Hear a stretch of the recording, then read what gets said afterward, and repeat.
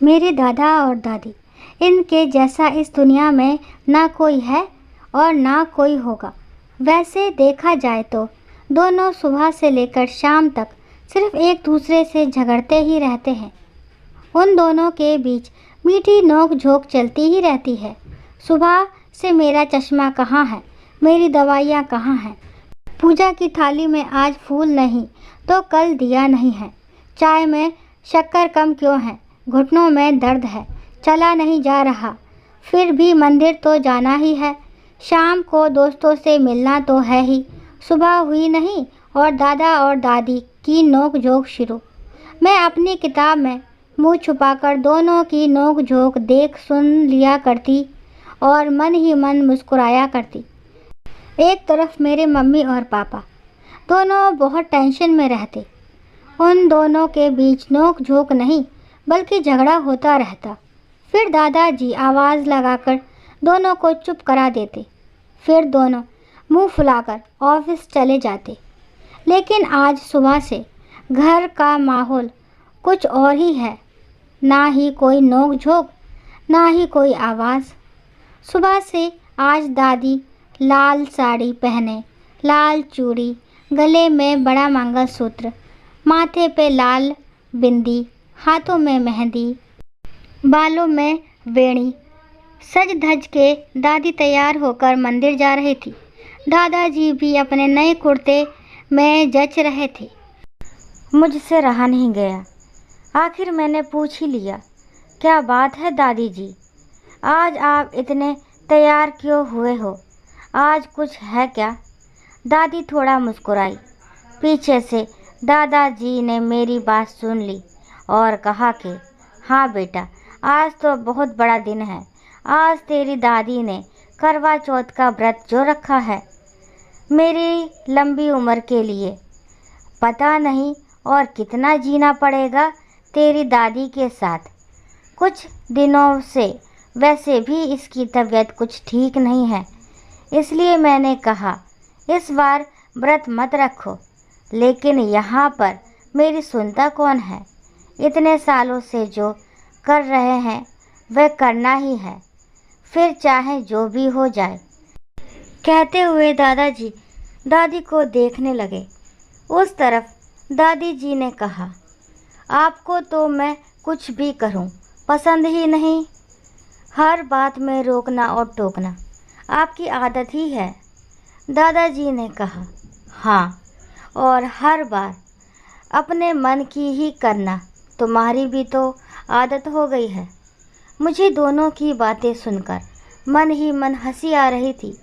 मैंने बात को संभालते हुए कहा, चलो कोई बात नहीं, अब व्रत रख ही लिया है तो हंसी खुशी करते हैं, आज कोई नोक झोंक नहीं।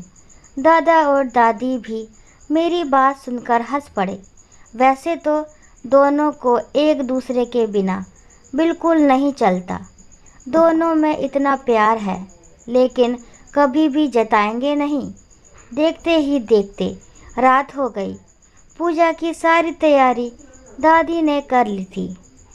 चांद को देखा और फिर चरली में से दादाजी को मुस्कुराते हुए देखा। फिर दादाजी ने दादी को पानी पिलाया और दादी ने दादाजी को। दादी ने कहा, चलो अब साथ मिलकर खाना खा लेते हैं, सब आपकी पसंद का खाना बनाया है। मेरे साथ सुबह से आपने भी तो कुछ नहीं खाया है। फिर दोनों ने पहला निवाला एक दूसरे को खिलाया, फिर मुस्कुराते हुए खाना खाया।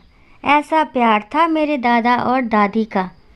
आज कई सालों बाद मैं अपने मोबाइल में उनकी वीडियो देख रही थी, जो मैंने करवा चौथ के दिन दादा और दादी की बनाई थी। देखकर ऐसा लगा कि जैसे आज भी दादा दादी और उनका प्यार और प्यार भरी नोक झोंक मेरे पास मेरे साथ ही है।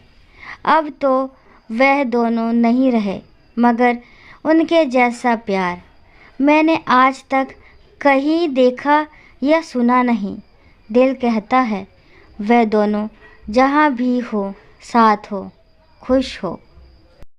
दोस्तों, अब अगली कहानी, सच्चे दोस्त।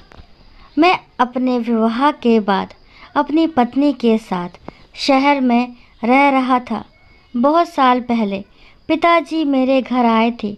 मैं उनके साथ सोफे पर बैठा बर्फ़ जैसा ठंडा जूस पीते हुए अपने पिताजी से विवाह के बाद की व्यस्त जिंदगी, जिम्मेदारियों और उम्मीदों के बारे में अपने ख्यालात का इजहार कर रहा था।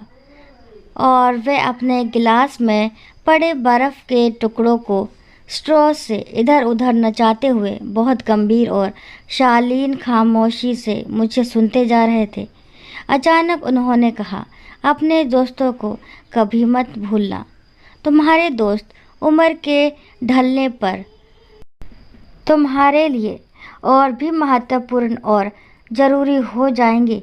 बेशक अपने बच्चों के बच्चों को भरपूर प्यार देना, मगर अपने पुराने निस्वार्थ और सदा साथ निभाने वाले दोस्तों को हरगिज़ मत भुलाना। वक्त निकाल कर उनके साथ समय ज़रूर बिताना, उनके घर खाना खाने जाना और जब मौका मिले उनको अपने घर खाने पर बुलाना। कुछ ना हो सके तो फ़ोन पर ही जब तब हाल चाल पूछ लिया करना। मैं नए नए विवाहित जीवन की खुमारी में था और पिताजी मुझे यारी दोस्ती के फ़लसफ़े समझा रहे थे। मैंने सोचा, क्या जूस में भी नशा होता है? जो पिताजी बिन पिए बहकी बहकी बातें करने लगे।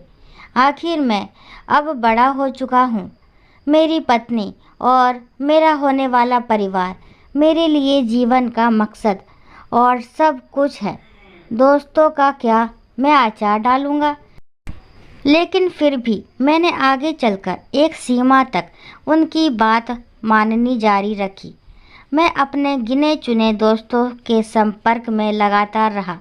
समय का पहिया घूमता रहा और मुझे एहसास होने लगा कि उस दिन पिता जूस के नशे में नहीं थे, बल्कि उम्र के खरे तजुर्बे मुझे समझा रहे थे। उनको मालूम था कि उम्र के आखिरी दौर तक ज़िंदगी क्या और कैसे करवट बदलती है। हकीकत में ज़िंदगी के बड़े से बड़े तूफ़ानों में दोस्ती कभी नाव बनकर, कभी पतवार बनकर, तो कभी मल्लाह बनकर साथ निभाते हैं, और कभी वे आपके साथ ही ज़िंदगी की जंग में कूद पड़ते हैं। सच्चे दोस्तों का काम एक ही होता है, दोस्ती निभाना। ज़िंदगी के 50 साल बीत जाने के बाद मुझे पता चलने लगा कि घड़ी की सुइयां पूरा चक्कर लगाकर वही पहुंच गई है जहां से मैंने ज़िंदगी शुरू की थी। विवाह होने से पहले मेरे पास सिर्फ दोस्त थे। विवाह के बाद बच्चे बड़े हुए, उनकी जिम्मेदारियां निभाते निभाते मैं बूढ़ा हो चला। बच्चों के विवाह हो गए और उनके अलग परिवार और घर बन गए। बेटियां अपनी जिम्मेदारियों में व्यस्त हो गई। उसके बाद उनकी रुचियां, मित्र मंडलियां और ज़िंदगी अलग पटरी पर चलने लगी। अपने घर में मैं और मेरी पत्नी ही रह गए। वक्त बीतता रहा, नौकरी का भी अंत आ गया। साथी, सहयोगी और प्रतिद्वंदी मुझे बहुत जल्दी भूल गए। एक चीज़ कभी नहीं बदली, मेरे मुट्ठी भर पुराने दोस्त। मेरी दोस्ती ना तो कभी बूढ़ी हुई, ना ही रिटायर। आज भी जब मैं अपने दोस्तों के साथ होता हूँ, लगता है अभी तो मैं जवान हूँ और मुझे अभी बहुत साल और ज़िंदा रहना चाहिए। सच्चे दोस्त ज़िंदगी की ज़रूरत है। कम ही सही, कुछ दोस्तों का साथ हमेशा रखिए। वे कितने भी अटपटे, गैर जिम्मेदार, बेहुदे और कम अकल क्यों ना हो, जिंदगी के खराब वक्त में उनसे बड़ा योद्धा और चिकित्सक मिलना नामुमकिन है। अच्छा दोस्त दूर हो चाहे पास हो, आपके दिल में धड़कता है। सच्चे दोस्त उम्र भर साथ रखिए और हर कीमत पर यारियां बचाइए। ये बचत उम्र भर आपके काम आएगी। आशा करती हूँ ये कहानी आपको ज़रूर पसंद आई होगी। अगर कहानी पसंद आती तो प्लीज़ मेरे चैनल को लाइक, शेयर, सब्सक्राइब करना ना भूलें। और इस कहानी के बारे में आपके क्या विचार है कमेंट बॉक्स में ज़रूर बताएं। कहानी को लास्ट तक सुनने के लिए थैंक यू। राम राम, राधे राधे।